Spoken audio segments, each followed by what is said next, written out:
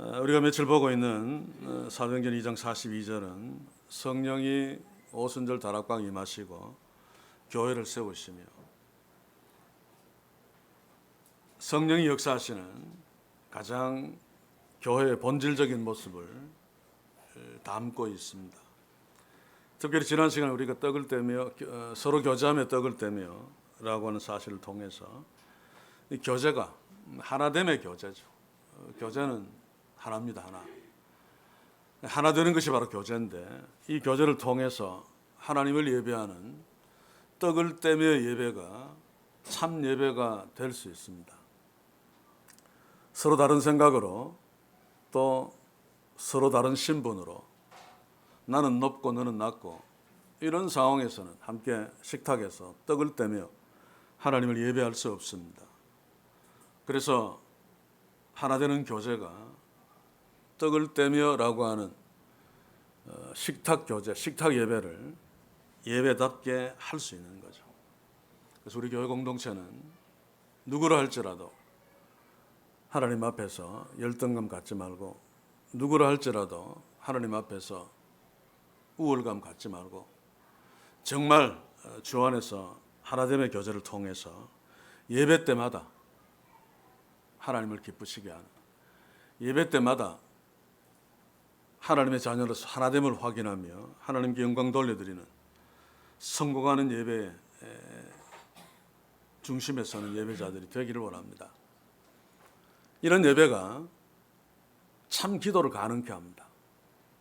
왜냐하면 예배는 살아계신 하나님을 만나는 체험이죠. 그러면 그 살아계신 하나님, 전능하신 하나님, 능력의 하나님께 자연스럽게 기도하게 되어 있습니다. 기도를 통해 능력 주시는 하나님을 인하여 궁극적으로 교회가 맡은 땅 끝까지 증인 사명을 감당할 수 있게 되는 거죠. 그런데 이들 중에 하나님이 성령을 보내시고 교회를 세우신 가장 주된 목적, 바로 예배입니다. 예배. 하나님이 예배를 위하여 자기 백성들을 백성 삼으시고 자기 백성들을 하나님 앞에 부르셨다는 사실을 우리가 죽어도 잊으면 안 됩니다.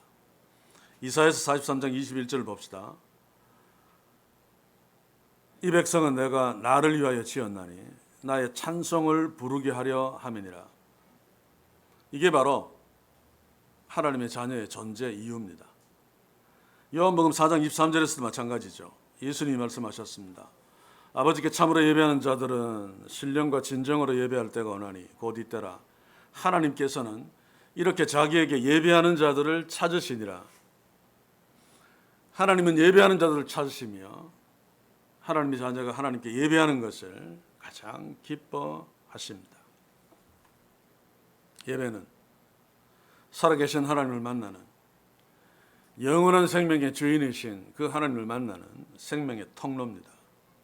그래서 참예배를 통해서 하나님의 자녀이지만은 생명의 손상을 입고 죽어간다 할지라도 예배 앞에서 다시 살아나며 또 육신적으로도 병든 육체들이 살아계신 하나님 앞에서 회복되어집니다. 저는 그것을 굳게 믿습니다. 삶 속에서 어떤 하나님이 주시는 기적들, 예배 가운데서 참 하나님을 만난 예배를 통해 주어진다고 확신합니다. 예배는 바로 이렇게 능력의 하나님, 생명의 하나님을 만나게 합니다. 그래서 그 예배는 하나님의 능력의 통로가 되는 것입니다. 참 예배를 통해서 무능한 자들이 능력 있는 자로 변하고 아무 일도 감당할 수 없는 그런 연약한 자들이 하늘과 땅을 진동케 하는 하나님의 능력의 도구가 되어집니다.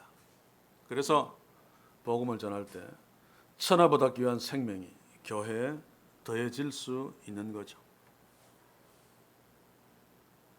또한 예배는 우리에게 사명을 만나게 하죠. 우리를 구원하신 하나님을 만나면 우리에게 사명을 주시는 하나님을 만날 수밖에 없습니다. 그래서 아무런 목적 없이 살아가는 백성들도 참 예배를 경험할 적에 하나님이 자신에게 주신 사명을 알고 그 사명을 위해서 생명을 걸고 달려갈 수 있는 인생의 목적을 만나게 됩니다. 이렇게 하나님 만나는 참 예배, 이것이 바로 교회와 성도들의 능력이죠. 그런데 초대교회는 이런 참 예배를 통해서 비록 연약한 부분이 없지는 않았으나 하나님의 능력을 소유하고 체험하며 하나님을 믿는 자녀들이 교회에 더해지는 그런 부흥을 경험했습니다. 다시 말합니다마는 문제는 예배입니다.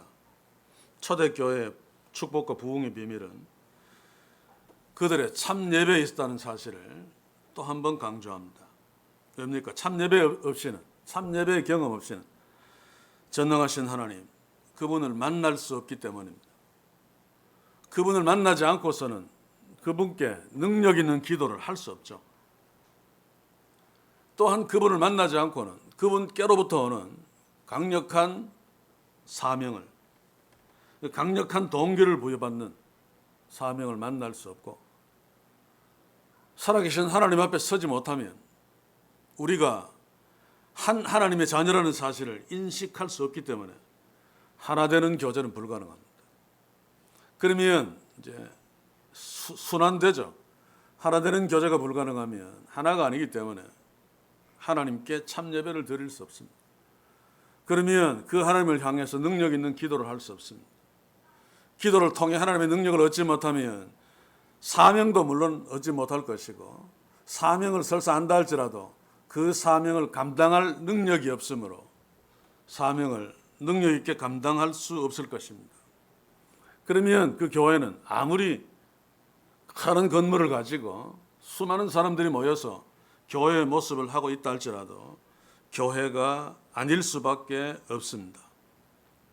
그래서 오늘 저는 서로 교제하며 떡을 떼며 기도하기를 해서 특별히 예배를 세상을 진동시킬 수 있는 연약한 초대교회 공동체가 세상을 진동시켰던 능력의 원천인 예배를 함께 보기를 소원합니다.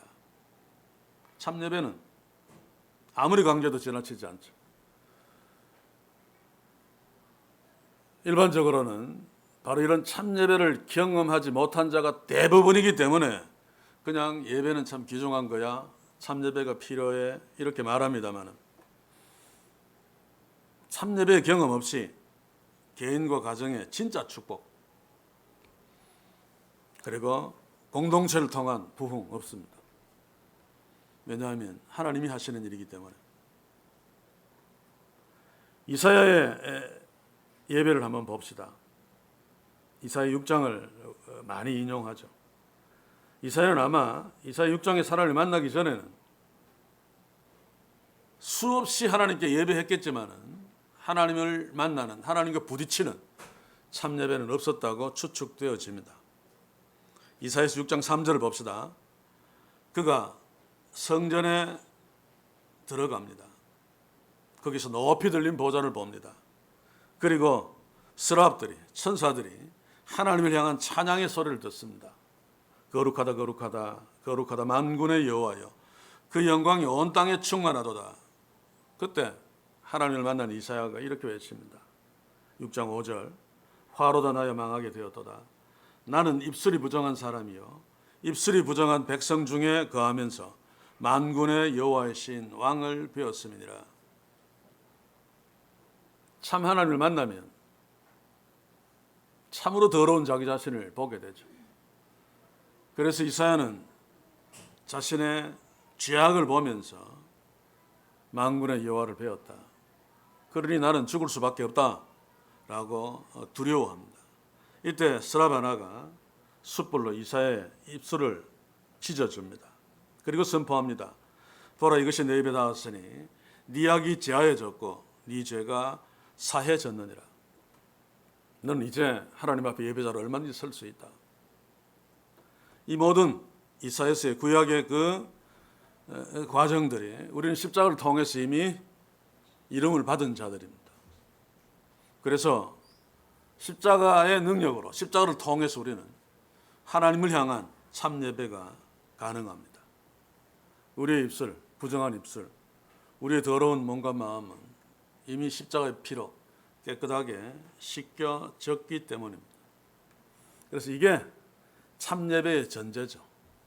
그래서 제가 십자가라고 계속 말하는 이유가 거기에 있습니다.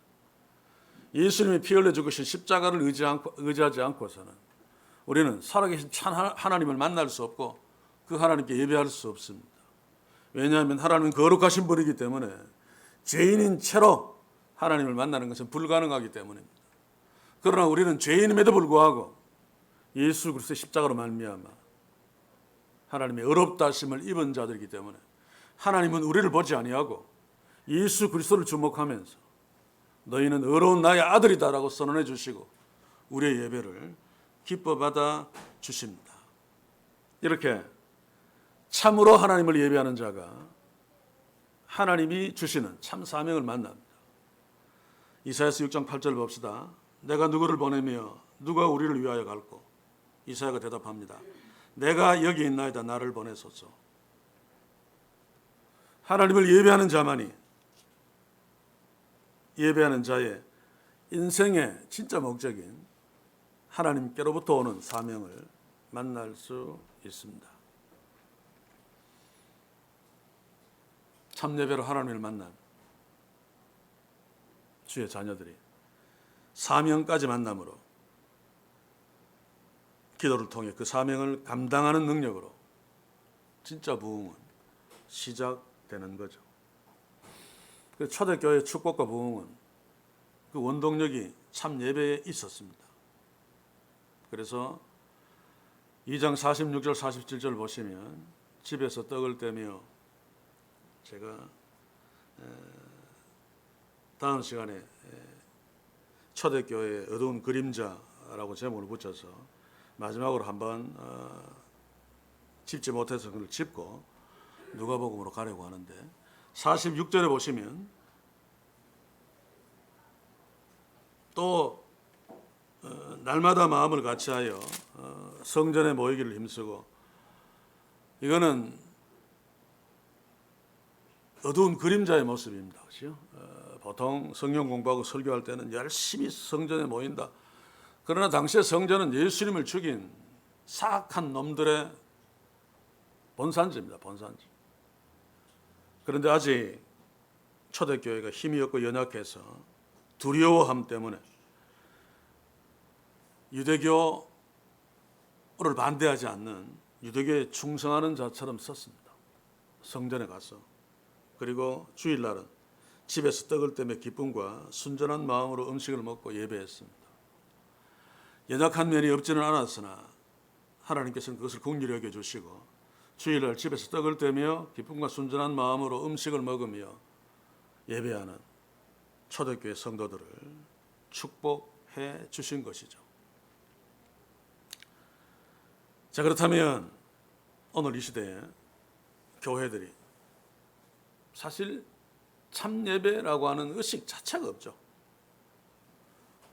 그냥 그들은 예배를 막 사람들이 보기에 좋도록 일단 예배를 구성하는 것이 한 번 온 사람들이 다시 오고 싶도록 보여줄 것을 많이 주고 또 좋은 소리, 귀에 달콤한 소리를 많이 들려주는 그것 이꼬로 참 예배입니다.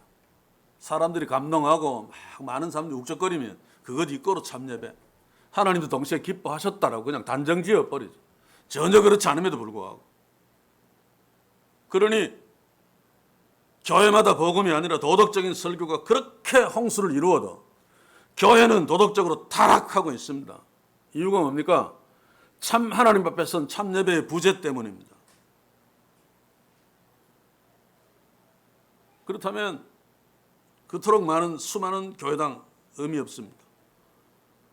수많은 사람들 의미 없습니다. 그래놓고 교회가 부흥했다, 성장했다라고 말하는 것은 사실이 아닙니다. 이 모든 것들은 참 예배의 실종으로 말미암아 그냥 인본적으로 그냥 그렇게 가고 있는 거죠. 참예배의 실패, 이것이 초대교회나 오늘 이 시대의 우리에게나 중세교회나 주님의 교회의 가장 무서운 위기입니다. 오늘 이 시대 교회들이 그리고 또 우리들이 이토록 중요한 참예배를 왜 자주자주 실패하고 있는가 질문해야 되죠. 너무 중요하겠죠. 사실 그것은 간단합니다. 예배하는 자가 예배의 본질을 망각하고 있기 때문입니다.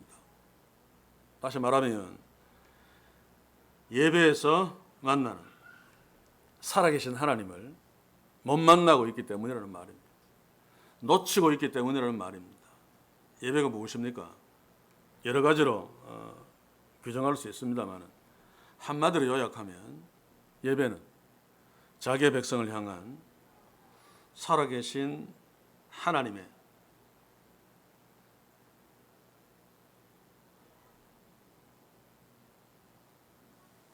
그 진면목을 하나님의 자녀들이 보고 누리는 거죠. 다시 말하면 예배는 구원받은 하나님의 백성들만이 누릴 수 있는 하나님의 독특하고 놀라운 축복입니다.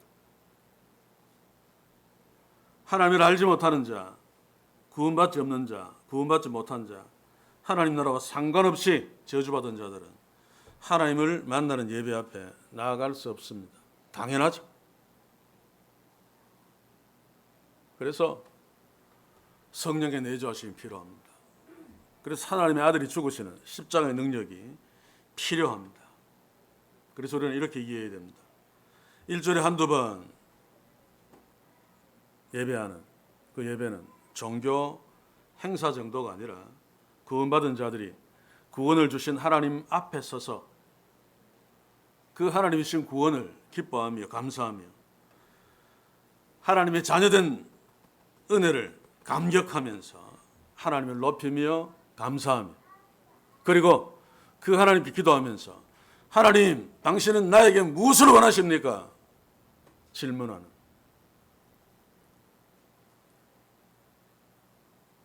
그리고 세상에 나가 하나님이 나에게 원하시는 사명을 감당하는, 그게 땅끝까지 증인사역이 되리라 라고 하는 예수님의 말씀의 본질입니다.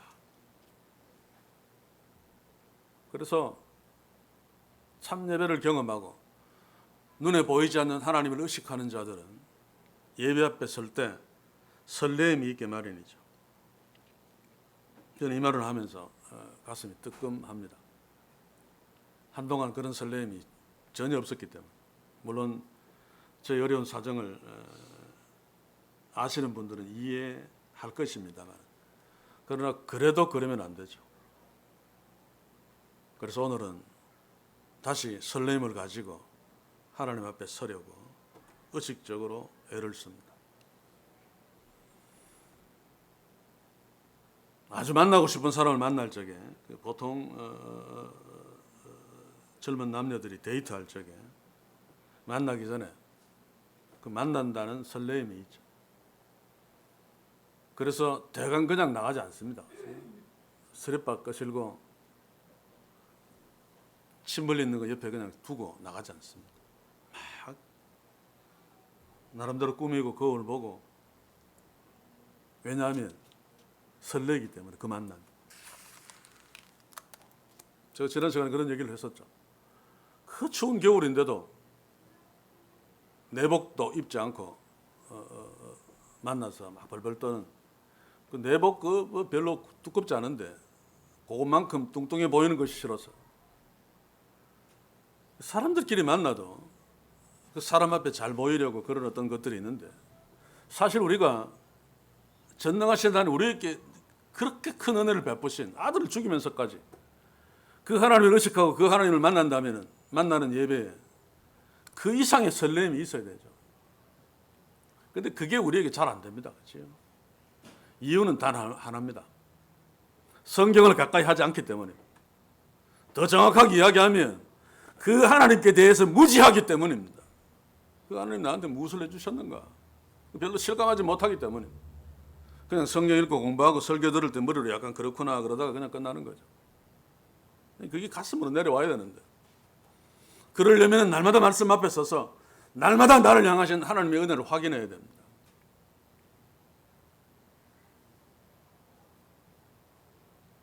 서양 속담에 그런 말이 있죠. 눈에서 멀어지면 마음에서도 멀어진다. 우리나라 속담은 좀 반대입니다. 그렇죠? 눈에서 멀어지면 더 그리워진다 뭐 그런데 서양 속담이 맞는 것 같습니다.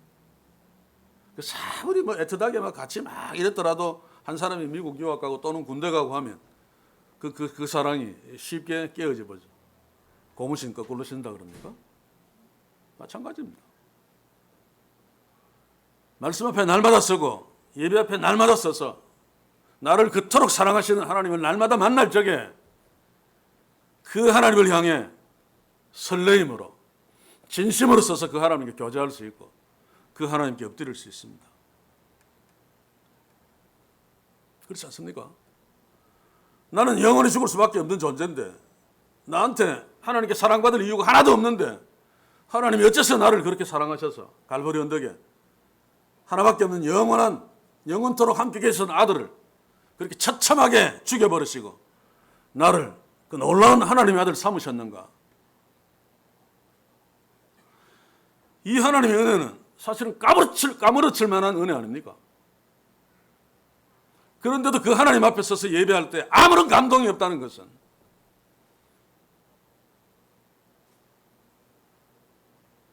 하나님을 놓치고 있기 때문입니다. 하나님께 대해서 무지하기 때문입니다.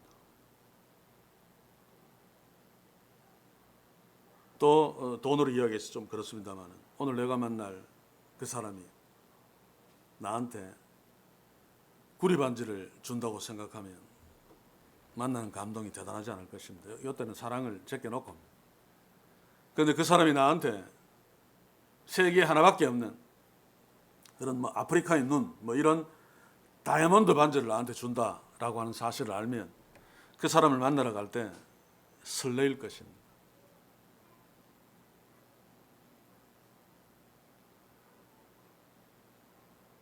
하나님을 향한 이런 지식이 우리에게 필요한 말입니다. 그래서 성경 읽기 대회도 하고 매일매일 말씀 묵상도 하고 또 주일마다 하나님 말씀 앞에 서죠. 때로는 지겹지만 그 하나님을 알아야지. 그 귀중한, 그 중요한 참 예배를 하나님을 향해서 드릴 수 있기 때문입니다.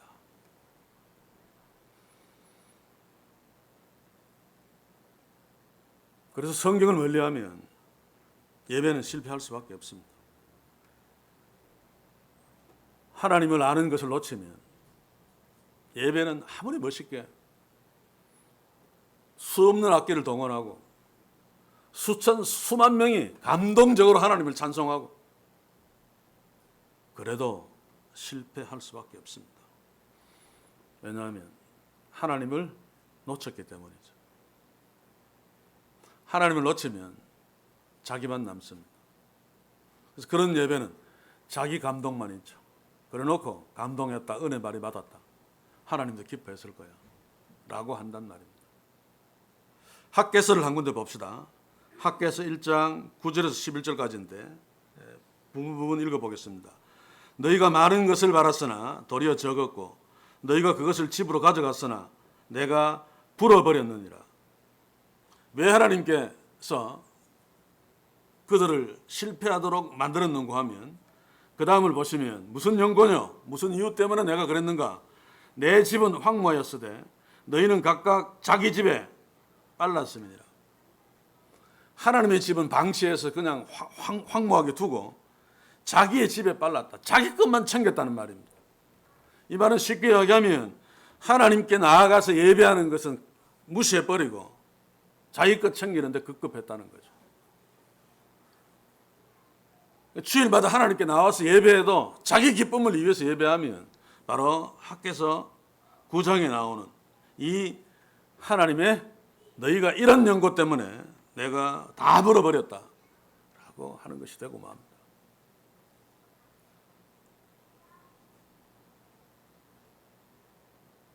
참 예배 앞에 똑같은 말입니다만 살아계신 하나님 앞에 날마다 서는 경험을 하면 점점 이타적이 됩니다. 그렇죠? 내 이웃을 내 몸같이 사랑하라는 그 말씀에 대한 순종할수록 힘이 더해지죠. 그런데 하나님을 전혀 만나지 못하고 예배한다면 자기 감동, 점점 자기가 더 중요하게 됩니다.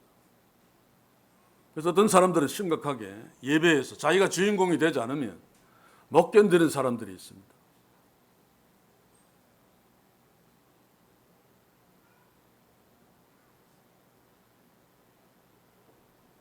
얼마나 심각합니까? 하나님을 놓치면 이렇게 인간이 주인공이 될 수밖에 없기 때문에 하나님의 집은 황무해질 수밖에 없고 자기의 집은 번쩍거릴 수밖에 없습니다. 왜 학개서에 나오는 하나님의 집을 황무케 하고 자기의 집을 잘 챙기는 자신의 집에 빨랐던 이유가 뭔가 하면 계속 보면 그러므로 너희로 인하여 하늘은 이슬을 그쳤고 땅은 산물을 그쳤으며 내가 한 죄를 불러 이 땅의 산에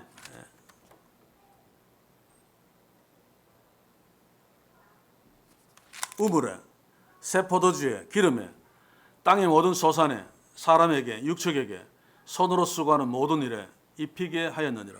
하나님이 이렇게 하신 거죠. 그런데도 그 하나님을 놓치니까 하나님의 집은 황무케 만들어 놓고 자기 것만 챙깁니다. 내가 잘해서 그렇다. 그래서 교회 나와서 예배하면서도 성도들끼리도 자기 자랑하고 싶어서 어떨 줄을 모르죠. 자기 자랑이 꿈틀거린다면 하나님이 없다는 뜻입니다. 그 크신 하나님이 있으면 설령 혼자 있을 때 자기 자랑이 대단해 그래도 더 크신 하나님 앞에 서면 부끄러워 그거 다 숨겨버리죠. 이게 겸손입니다. 하나님 앞에 선 자는 부끄러워하는 것, 그게 바로 겸손입니다. 계속 학개서 1장 6절 읽어보겠습니다. 너희가 많이 뿌릴지라도 수입이 적으며 먹을지라도 배부르지 못하며 마실지라도 흡족하지 못하며 입어도 따뜻하지 못하며 일꾼이 삭슬 받아도 그것을 구멍 뚫어진 전대에 넣음이 되었느니라. 그들이 그렇게 어렵게 된 것 하나님이 훅 불어버리셔서 그런데 자기들이 아무리 애써도 하나님이 그렇게 하시면 아무 소용이 없다는 거죠. 그래서 이런 관점에서도 예배는 중요합니다. 그러나 무엇보다도 하나님은 예배하는 자들을 찾으시고 우리에게 가장 원하시는 것이 예배입니다. 그 말은 다르게 이야기하면 하나님을 가장 노골적으로 시간을 정해놓고 열렬히 당신은 하나님이라고 인정하는 시간이 바로 예배죠. 예배. 기도도 마찬가지입니다. 그래서 기도하는 것도 하나님은 굉장히 기뻐하십니다. 이런 예배를 우리가 놓친다는 것은 정말 가슴 아픈 일이 아닐 수 없습니다. 예배를 통해서 축복하시는 하나님을 놓쳤기 때문에 형식적으로 하나님 앞에 나아가게 됩니다. 그러므로 하나님 앞에 나아가는 마음도 또 하나님께 드릴 예물도 그냥 적당하게. 여러분 아브라함의 믿음이 위대하신 이유가 뭔 줄 압니까? 그것이 아무리 자기한테 너무 귀한 것이었지만 내가 그것 대신 내가 얼마든지 죽어줄 수 있는 것이었지만 하나님이 그것을 원하셨기 때문에 그 이삭을 예물로 가지고 하나님께 나아갔던 것. 바로 그게 아브라함이 살아계신 하나님을 하나님으로 인정하는 행위입니다. 그러니 하나님이 기뻐하실 수밖에 없죠.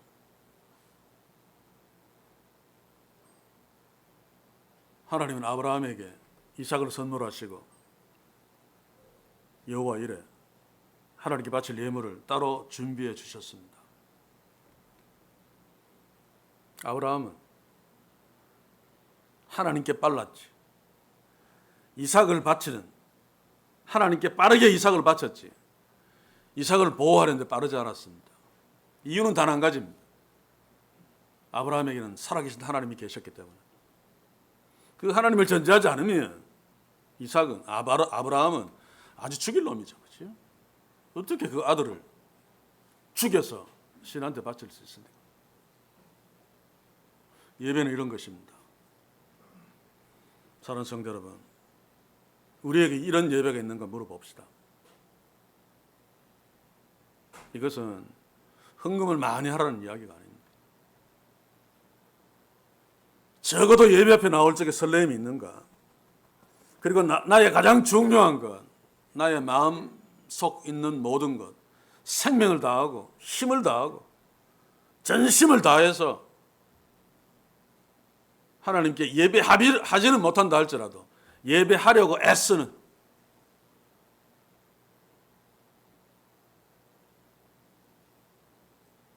그래서 예배 때 하나님을 의식하려고 애씁시다. 그렇지 않으면 우리 인간은 너무 연약하기 때문에 하나님을 계속 놓칩니다. 저는 설교하면서도 하나님을 놓칩니다. 웃기는 이야기 아닙니까? 그런데 우리 인간의 연약함을 염두에 두면 웃기지 않습니다. 당연합니다. 그래서 계속해서 의식해야 됩니다. 이 의식이 계속해서 가능하게 하는 것은 일주일 동안의 삶 속에 들어있죠. 매일 말씀 묵상을 하면서 하나님을 놓치지 않고 동행하는 삶을 그만큼 많이 살았으면 예배 때 하나님을 놓치는 빈도가 적어질 것입니다.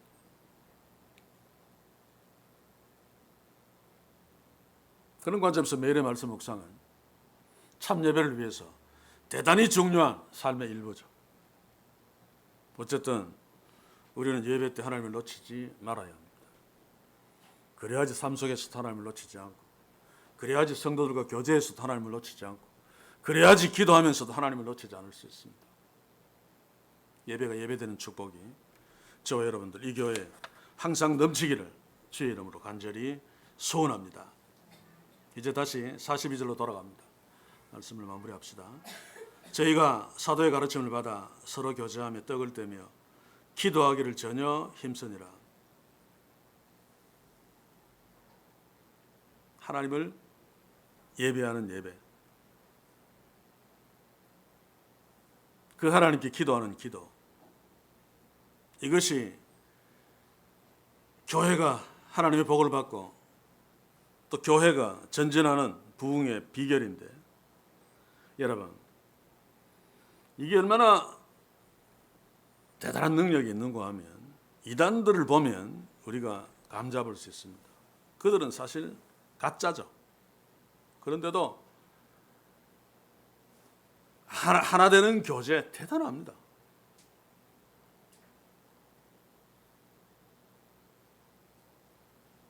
그 하나됨으로 교주를 향한 예배 대단합니다. 물론 그들이 그 열렬하게 예배하는, 저도 그림으로도 보고 또 제가 대학교 있을 적에 이단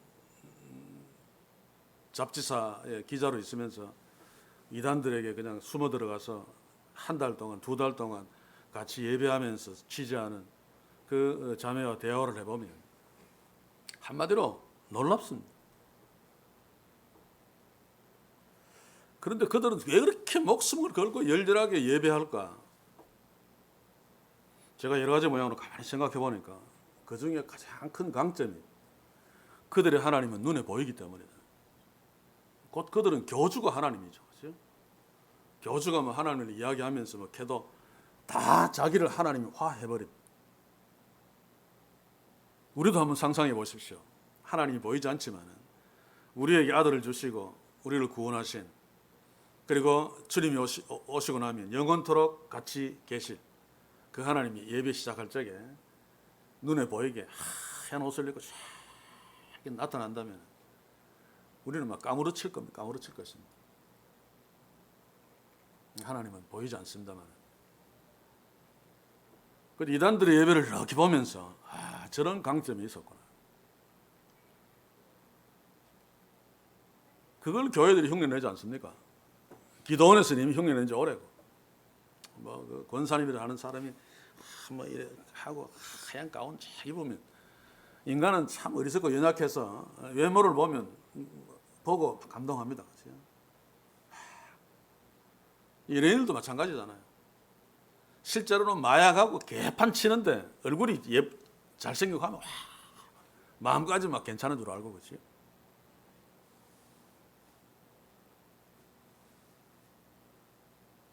그래서 오늘 이 시대에 타락한 교회들도 하나님 대형품이 눈에 보이는 하나님들을 계속 만들어 놓고 있습니다. 그중에 대표적인 것이 십자가일 수 있고, 그러나 보통은 사람입니다. 담임 목사. 그래서 설교하는 사람을 주변에서 그렇게 만들어야 돼요. 사실은 주변에서 막 우리 목사 어떤 줄 아나 그러면 효과 큽니다. 그리고 본인이 스스로 은근히 그 대표적인 예가 명성교회 아닙니까? 저는 그 사실을 알고 깜짝 놀랐습니다. 주일 학생들한테 하는 필수 코스가 기념관 같은 데 들어가서 앉아가지고 김삼환 목사의 어린 시절부터 그 만화로 막 어릴 때 막 전부 미화시킨 거겠죠. 그래서 여기서 바로 주체 사상을 가르치는구나. 여러분 지금 국회에 있는 그 운동권들은 다 주사파들입니다. 저는 바로 그 직전이죠, 그렇죠? 우리 때도 빨갱이로 몰아서 잡아놓고 했습니다만, 우리 다음 세대가 북한하고 손을 잡고 주사파라고 하는 것은 주체 사상을 근간으로 하는 파를 주사파라고 이야기합니다. 주사파, 주체 사상에서 가장 중요한 것이 수령론입니다. 제리의 수령을 중심으로 명령받고 움직이는 거죠. 일대 수령이 김일성 아닙니까? 그렇죠? 그리고 지금은 김정은이고. 그래서 운동권에 있는 사람들, 주사파들 이북 마음대로 못합니다. 조심합니다. 왜냐하면 수령이 거기 계시기 때문에.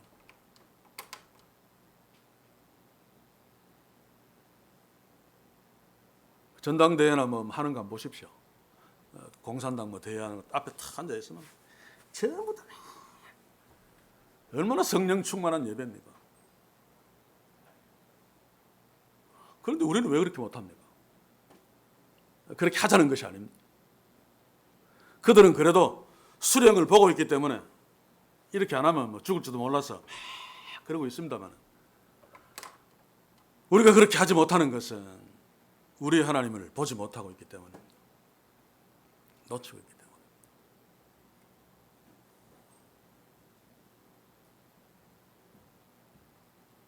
예배를 시작하면서 예배하는 그 모든 것들이 예배입니다만, 시작부터 하나님을 계속 의식하도록 하는 거죠. 찬송, 기도, 그리고 하나님을 가장 의식하도록 하는데 필요한 것이 바로 설교, 하나님의 말씀이죠. 하나님을 의식하기 위한. 그러면서 그 하나님께 계속 감사하고, 하나님을 의식하는 자체가 하나님을 예배하는 거고, 하나님을 높이는 거고, 하나님을 기쁘시게 하는 거죠. 사랑하는 성도 여러분, 우리는 이단들이 의식하는 눈에 보이는 교주, 그리고 주사파들의 그 수령, 그 의식, 하나님이 계신다, 우리 가운데 계신다라고 하는 의식을 반만한다 할지라도 우리의 예배의 모습은 달라질 것입니다. 우리의 증인 사역은 달라질 것입니다.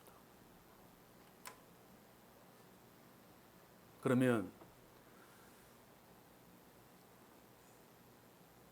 김일성 의식하는 거, 이런 거 반만 의식하자가 아니고 하나님을 의식해야 되는데, 그러기 위해서는 날마다 하나님 앞에 서야 됩니다.